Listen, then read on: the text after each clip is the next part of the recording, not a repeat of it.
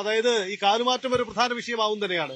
എന്താണ് ഇത്തവണ ഈ കൊട്ടാരക്കരയിലേക്ക് വരുമ്പോൾ കാലുമാറ്റ വിവാദമാണോ അതോ മണ്ഡലത്തിന്റെ പൊതുവായ വികസന വിഷയമാണോ പ്രധാന ചർച്ച?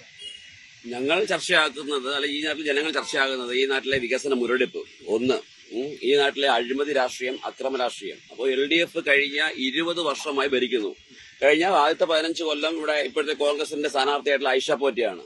അവർ വികസന നായകനൊക്കെ സ്വയം വിളിച്ചിട്ടുണ്ടെങ്കിലും ഈ ഞങ്ങൾ ചോദിക്കാൻ ആഗ്രഹിക്കുന്നു, ഈ നാട്ടിലെ ജനങ്ങൾ ചോദിക്കുന്നു. BJP ഐഷ പോറ്റിയെ ലക്ഷ്യമിട്ടിരുന്നു, BJPയിലേക്ക് കൊണ്ടുവരാൻ നോക്കിയിരുന്നില്ലേ? ഇല്ല, BJPയിലേക്ക് ആർക്കും സ്വാഗതമുണ്ട്. പക്ഷേ അതിനുള്ള ചർച്ചകൾ ഉള്ളതായിരുന്നു. ഒരിക്കലും അല്ല. ഞങ്ങൾ ഇപ്പോ വിചാരിക്കുന്നത് ഞങ്ങൾക്ക് കിട്ടിയ മുത്താണ് രശ്മി ചേച്ചി. ഞങ്ങൾ ആ രശ്മിയിലൂടെ NDA കൊട്ടാരക്കര മണ്ഡലം നേടും. കാരണം 5 വർഷമായി വികസനം ഒന്നുമില്ല.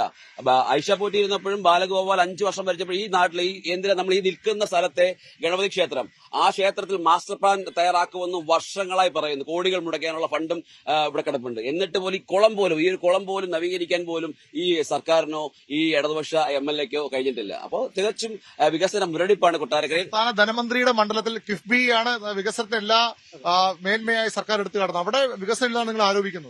എന്താ വികസനം? ഈ നാട്ടിൽ ജനങ്ങൾ പറയട്ടെ.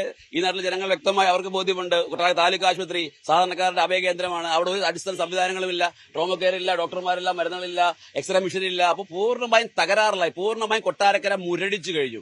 അതിന് മാറ്റം വരണമെങ്കിൽ വികസന രാഷ്ട്രീയം ചർച്ച ചെയ്യുന്ന, വികസനം നടപ്പിലാക്കുന്ന കേന്ദ്ര സർക്കാർ, മോദിജി നടപ്പിലാക്കുന്ന പദ്ധതികളെല്ലാം താഴെത്തട്ടിലെത്തുകയാണ്. അപ്പം ജനങ്ങൾ ചർച്ച ചെയ്യുന്നത് നരേന്ദ്രമോദിയുടെ, ഭാരതീയ ജനതാ പാർട്ടിയുടെ, NDAയുടെ വികസന രാഷ്ട്രീയമാണ് ജനങ്ങൾ ചർച്ച ചെയ്യുന്നത്.